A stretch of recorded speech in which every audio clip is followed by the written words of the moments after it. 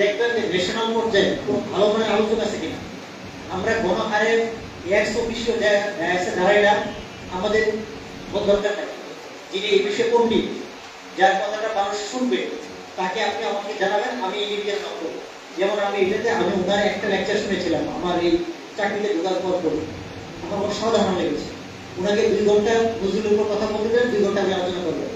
তো সেই দিন আমরা ওনাকে অ্যাওয়ার্ডের সময় দিবেন, এরপরে আপনার কালচারাল প্রোগ্রাম করবো, যেন বাচ্চারা যেন আগে চলে না যায়, বিশেষ করে গার্জিয়ানরা ওই মঞ্চে একটা পারফর্ম করলো, এরপরে গার্জিয়ান দিকে বাচ্চার হাতে ধরে সে চলে গেল, কিন্তু তার আগে আমাকে কথা শুনতে হবে। তো আমি এই চিন্তা করেছি, আপনার সাথে যোগাযোগ করেছি, উনি নিশ্চয় দিতে, আমরা ঈদের পরে ওনার সাথে একটা ডেট ঠিক করবো। আপনারাও পরামর্শ দিবেন যে আমরা ওয়ার্কিং দিতে রাখবো, তারপরে একটা শুক্রবার বা শনিবার সন্ধ্যায় রাখবো, বাট আমি প্রোগ্রাম করবো, ফেস্টিভ মোডে প্রোগ্রাম করবো, যেন মাগুরা সহজ জানতে পারে যে একটা প্রোগ্রাম হচ্ছে।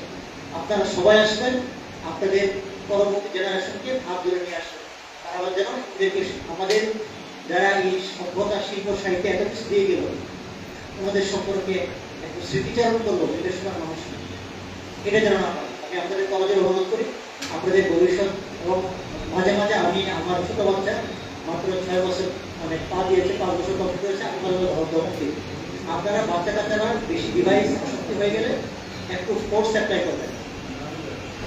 সে একটু, আমার তো বাবা মা, আমি লাস্ট আমার মনে আছে যে আমার আব্বা আমাকে চর করেছে বিশ্ববিদ্যালয়ের 3rd ইয়ারে। তো বিশ্ববিদ্যালয়ের 3rd ইয়ার করে আমাকে উনি যদি মারতে পারেন, তো আপনারা একটা টিনেজ বাচ্চাটা থেকে একটু মাঝে মাঝে থাপ্পড় দিবেন, সমস্যা নেই, আসলে সমস্যা দেখি না, কারণ একাডেমিক ইনস্টিটিউশন তো শেষ, ব্যাচ নিয়ে এখন কেউ যায় না, এটা সরকারি পলিসি।